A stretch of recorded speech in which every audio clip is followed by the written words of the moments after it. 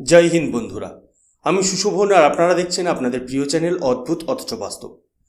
আজকের এই এপিসোডটি কোনো সাধারণ আলোচনা নয়, বরং 2026 সালের সেই সম্ভাব্য জিওপলিটিক্যাল ব্ল্যান্ডার নিয়ে যা গোটা পৃথিবীর মানচিত্র এবং বিশেষ করে মধ্যপ্রাচ্যের সমীকরণকে আমূল বদলে দিতে পারে।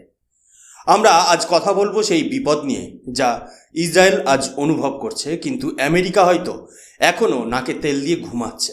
ডোনাল্ড ট্রাম্পের একটি বিশেষ পরিকল্পনা এবং পাকিস্তানের সেনাপ্রধান আসিম মুনিরের এক অদ্ভুত সমীকরণ আজ ইসরায়েলি মিডিয়াতে ঝড় তুলেছে। তারা বলছে, ব্লক পাকিস্তান লাইক তুর্কি। কেন ইসরায়েল আজ পাকিস্তানকে তুরস্কের মতোই ভয় পাচ্ছে? কেন তারা মনে করছে পাকিস্তানি সেনারা গাজায় যাওয়া মানেই সেখানে হামাসকে নতুন জীবন দান করা? আজকের এই ভিডিওতে আমরা কোনো ডিপ্লোম্যাটিক পর্দার আড়ালে নয়, একদম সোজাসুজি ভারতের জাতীয়তাবাদী দৃষ্টিকোণ থেকে এই পুরো বিষয়টির পোস্টমর্টেম করব। আপনারা শেষ পর্যন্ত সাথে থাকবেন, কারণ এই বিশ্লেষণের প্রতিটি পয়েন্ট আপনার রক্ত গরম করে দেবে।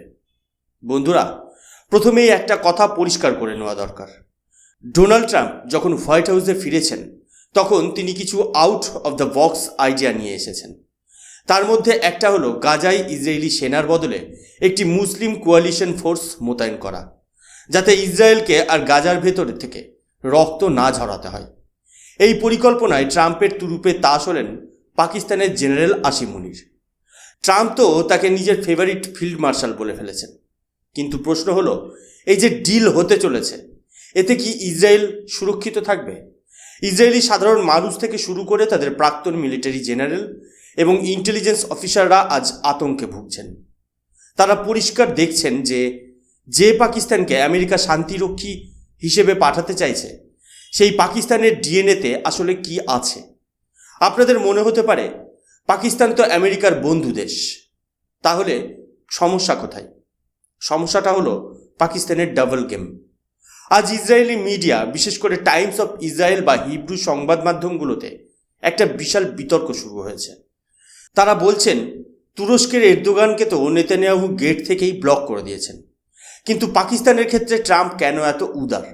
ইসরায়েলিদের যুক্তি খুব জোরালো।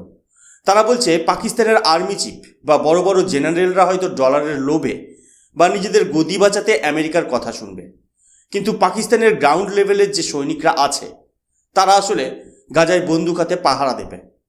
তাদের মগজ ধোলাই কিভাবে আটকাবেন? একটা কথা আমাদের মনে রাখতে হবে, যা ভারত দশকের পর দশক ধরে বিশ্বকে বলে আসছে: পাকিস্তানের সেনাবাহিনী একটি ভাড়াটে সেনাবাহিনী বা মার্সেনারি আর্মি। তারা টাকার জন্য সব করতে পারে, কিন্তু তাদের আদর্শ বা আইডিওলজি সবসময় কট্টর পন্থার দিকেই ঝোঁকা। ইসরায়েলি অ্যানালিস্টরা ভয় পাচ্ছে যে যদি 2026 সালে পাকিস্তানি সোলজাররা গাজায় ঢোকে, তবে দিনের বেলা তারা ইউনিফর্ম পরে ডিউটি করবে আর রাতে হয়তো সুড়ঙ্গের ভেতরে গিয়ে হামাসের জঙ্গিদের সাথে হাত মেলাবে। এটা কোনো কল্পনা নয়, এটাই বাস্তব। কারণ পাকিস্তানের সাধারণ মানুষের মধ্যে যে অ্যান্টিসেমিটিক বা ইসরায়েল বিরোধী মনোভাব আছে, সেটা পৃথিবীর অন্য যে কোনো দেশের তুলনায় অনেক বেশি উগ্র। এখন আসা যাক আসিম মুনিরের মায়াবী জালে। ভারতের জন্য এটা বোঝা খুব জরুরি। আসিম মুনির বর্তমানে পাকিস্তানে একজন ডিকটেটরের মতো শাসন করছে। তিনি জানেন গ্লোবাল ন্যারেটিভ কিভাবে সেট করতে হয়। তিনি ট্রাম্পকে বুঝিয়ে দিয়েছেন যে পাকিস্তান হলো সেই দেশ যারা পুরো মুসলিম বিশ্বের হয়ে গাজায় নিরাপত্তা দিতে পারবে। কিন্তু আসিম মুনির কি নিজের দেশের ভেতরের কট্টরপন্থা নিয়ন্ত্রণ করতে পেরেছেন? উত্তর হলো না। বরং তিনি সেই কট্টরপন্থার ঢেউকে কাজে লাগিয়ে নিজের ক্ষমতা ধরে রেখেছেন। ট্রাম্প হয়তো মনে করছেন যে তিনি আসিম মুনিরকে দিয়ে একটা বিশাল দায়িত্ব পালন করাবেন, কিন্তু ইসরায়েল মনে করছে এটা আসলে শিয়ালের হাতে মুরগি পাহারা দেওয়ার মতো। ইসরায়েলের সাধারণ নাগরিকরা সোশ্যাল মিডিয়ায় এবং নিউজ আর্টিকেলের কমেন্ট সেকশনে যা লিখছেন তা পড়লে আপনার মনে হবে তারা ভারতের মনের কথা বলছে। তারা বলছেন, পাকিস্তানিরা ইন্টারনেটে সবথেকে বেশি ইসরায়েল এবং ভারতের বিরুদ্ধে ঘৃণা ছড়ায়। এমনকি তারা আমেরিকান এবং ইউরোপিয়ানদের নাম নিয়ে ছদ্মনামে অ্যাকাউন্ট খুলে প্রোপাগান্ডা চালায়। এটাকে বলা হয় ইনফরমেশন ওয়ারফেয়ার। আর আসিম মুনির এই বিদ্যায় পারদর্শী। তিনি একদিকে ট্রাম্পকে খুশি করছেন, অন্যদিকে নিজের দেশের মানুষকে দেখাচ্ছেন যে পাকিস্তানি সেনা এখন গাজায় গিয়ে ফিলিস্তিনিদের রক্ষা করবে। এই যে ডাবল স্ট্যান্ডার্ড, এটা ইসরায়েলের সিকিউরিটি এজেন্সিদের রাতের ঘুম কেড়ে নিয়েছে। 2026 সালের এই জিওপলিটিক্যাল ইভেন্টটি ভারতের জন্য কেন গুরুত্বপূর্ণ? দেখুন, পাকিস্তান যদি কোনোভাবে গাজায় তাদের পা রাখতে পারে, তবে তারা আন্তর্জাতিক মহলে নিজেদের ইমেজ পরিষ্কার করার চেষ্টা করবে। তারা বলবে যে তারা শান্তির দূত, কিন্তু তলে তলে তারা কি করবে? তারা সেই পুরনো খেলা খেলবে যা তারা আফগানিস্তানে আমেরিকার সাথে খেলেছে। একদিকে আমেরিকার থেকে ফান্ড নিয়েছে, আর অন্যদিকে তালিবানকে আশ্রয় দিয়েছে। গাজাতেও যদি পাকিস্তানি আর্মি যায়, তবে হামাস কখনো শেষ হবে না। হামাস বরং পাকিস্তানি ট্রেনিং এবং পাকিস্তানি অস্ত্র নিয়ে আরও শক্তিশালী হয়ে উঠবে। আর একবার যদি হামাস পুনরুজ্জীবিত হয়, তবে ইসরায়েলের বছরের পর বছর ধরে করা সমস্ত অপারেশন জলে চলে যাবে। আসলে ডোনাল্ড ট্রাম্পের এই পরিকল্পনাটি বেশ অদ্ভুত। তিনি মনে করছেন সৌদি আরব বা অন্যান্য আরব দেশগুলো পাকিস্তানকে ভরসা করবে, কিন্তু ইসরায়েলি ইন্টেলিজেন্সের মতে ট্রাম্প হয়তো ভুলে যাচ্ছেন যে পাকিস্তানের আসল মিত্র কারা। ইরানের সাথে পাকিস্তানের সম্পর্ক সবসময়ই একটা ধোঁয়াশার মধ্যে থাকে। ইসরায়েলি মিডিয়াতে এই কানেকশন নিয়েও চর্চা হচ্ছে। ইরান বছরের পর বছর হামাসকে সাপোর্ট দিয়েছে। এখন যদি পাকিস্তানের সেনারা গাজায় যায়, তবে ইরান কি তাদের ব্যবহার করবে না? অবশ্যই করবে। পাকিস্তানের নিচুতলার অনেক অফিসার ইরানের প্রতি সহানুভূতিশীল। এটা ইসরায়েলের জন্য একটা স্ট্র্যাটেজিক সুইসাইড বা কৌশলগত আত্মহত্যা ছাড়া আর কিছুই নয়। আজকের এই পরিস্থিতিতে নেতানিয়াহুর সামনে সবথেকে বড় চ্যালেঞ্জ হলো ট্রাম্পকে বোঝানো। নেতানিয়াহু যখন আমেরিকায় গিয়ে ট্রাম্পের সাথে ডিনারে বসবেন, তখন তাকে এই ম্যাপটা দেখাতে হবে যে পাকিস্তান কিভাবে গত 70 বছর ধরে সন্ত্রাসবাদের নার্সারি হিসেবে কাজ করেছে। তারা তুরস্ককে ব্লক করেছে কারণ তুরস্কের এরদোগান খোলাখুলি ইসরায়েল বিরোধী। কিন্তু পাকিস্তান কি তার চেয়ে কম? পাকিস্তানের সরকার হয়তো কৌশলগত কারণে চুপ থাকে, কিন্তু তাদের পাবলিক এবং তাদের সেকশন অফ মিলিটারি আজও মনে করে যে ইসরায়েলকে ধ্বংস করা তাদের ধর্মীয় দায়িত্ব। এই যে মানসিকতা বা মাইন্ডসেট, একে ট্রেনিং দিয়ে বা ডলার দিয়ে বদলানো যায় না। ভারত এই পুরো বিষয়টাকে খুব নিবিড়ভাবে পর্যবেক্ষণ করছে, কারণ আমরা জানি পাকিস্তান যদি গাজা মিশনে সফল হয়, তবে তাদের আত্মবিশ্বাস বেড়ে যাবে এবং তারা এই একই কট্টরপন্থী মানসিকতা ভারতের কাশ্মীরে আরও বেশি করে প্রয়োগ করার চেষ্টা করবে। পাকিস্তানের এই মার্সিনারি নেচার বা ভাড়াটে চরিত্র বিশ্বের জন্য এক বিশাল থ্রেট। ট্রাম্প হয়তো পাকিস্তানকে ব্যবহার করে আফগানিস্তান থেকে হাত ধুয়ে ফেলার মতো গাজা থেকেও হাত ধুয়ে ফেলতে চাইছেন, কিন্তু তিনি আসলে একটি বড় আগুন জ্বালিয়ে দিয়ে যাচ্ছেন।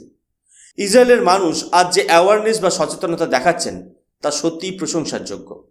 তারা আমেরিকানদের মতো অন্ধ নয়। আমেরিকানরা ট্যাক্স দিচ্ছে, কিন্তু তারা জানে না তাদের টাকা পাকিস্তানের F-16 ফাইটার জেটের পেছনে যাচ্ছে নাকি জঙ্গিদের পকেটে। কিন্তু ইসরায়েলিরা জানে, তারা দেখেছে কিভাবে তুরস্কের সাহায্য নিয়ে হামাস লড়ছে, আর এখন তারা দেখছে পাকিস্তান কিভাবে সেই জায়গায় ঢুকতে চাইছে। বন্ধুরা, ভাবুন তো একবার, যে পাকিস্তান নিজের দেশকে দেউলিয়া হওয়ার হাত থেকে বাঁচাতে পারছে না, যারা নিজেদের দেশের ভেতরে থাকা বালুচ এবং পাখতুনদের বিদ্রোহ দমন করতে হিমশিম খাচ্ছে, তারা যাবে গাজায় শান্তি ফেরাতে। এটা কি হাস্যকর নয়? এটা আসলে শান্তির মিশন নয়, এটা আসলে ডলার কামানোর একটা নতুন প্রজেক্ট, যেটাকে আমরা বলছি ওয়ার ইকোনমি। পাকিস্তান তার সেনাবাহিনীকেই এখন একটা প্রোডাক্ট হিসেবে গ্লোবাল মার্কেটে বিক্রি করছে, কখনো সৌদি আরবের বর্ডারে, কখনো গাজার রাস্তায়। কিন্তু এই প্রোডাক্টের ভেতরে যে উগ্রবাদের বারুদ ঠাসা আছে, সেটা যেদিন ফাটবে সেদিন পুরো মধ্যপ্রাচ্য ছারখার হয়ে যাবে। ইসরায়েলি মিডিয়ার সেই আর্টিকেলটির কথা আবার বলি। সেখানে একজন রিডার লিখেছিলেন, I would not trust this guys as far as I could throw them. এই কথাটাই হলো সার কথা। বিশ্বাসযোগ্যতা বা ক্রেডিবিলিটি পাকিস্তানের ডিকশনারিতে নেই। তারা শুধু সুযোগ বোঝে, আর আসিম মুনির এই সুযোগের সদ্ব্যবহার করতে চাইছেন। ডোনাল্ড ট্রাম্প হয়তো বড় বড় স্বপ্ন দেখছেন, কিন্তু ইসরায়েলিরা মাটির পৃথিবীতে দাঁড়িয়ে বাস্তবটা দেখছে। তারা দেখছে যে গাজা থেকে যদি আবার রকেট হামলা হয়, আর সেই রকেট যদি পাকিস্তান সেনাবাহিনীর চোখের সামনে দিয়ে যায় এবং তারা যদি চোখ বন্ধ করে থাকে, তবে তার মাসুল দিতে হবে সাধারণ ইসরায়েলিদের।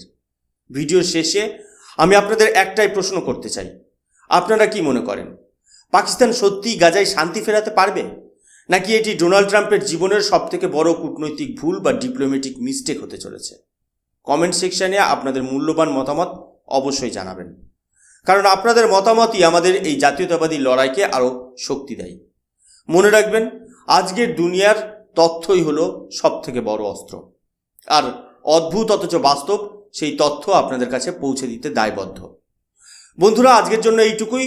যদি আজকের এই সোজাসাপটা বিশ্লেষণ আপনাদের ভালো লেগে থাকে তবে ভিডিওটি লাইক করুন এবং বন্ধুদের সাথে শেয়ার করুন। যারা চ্যানেলে নতুন এসেছেন তারা অবশ্যই সাবস্ক্রাইব বাটনটি প্রেস করে বেল আইকনটি অন করে দিন। ভারতের জাতীয় স্বার্থে এবং সঠিক জিওপলিটিক্যাল অ্যানালিসিস সবার কাছে পৌঁছে দিতে আমাদের সাথে থাকুন। দেখা হচ্ছে পরবর্তী এপিসোডে নতুন কোনো চাঞ্চল্যকর বিষয় নিয়ে। ততক্ষণ পর্যন্ত জয় হিন্দ, জয় ভারত।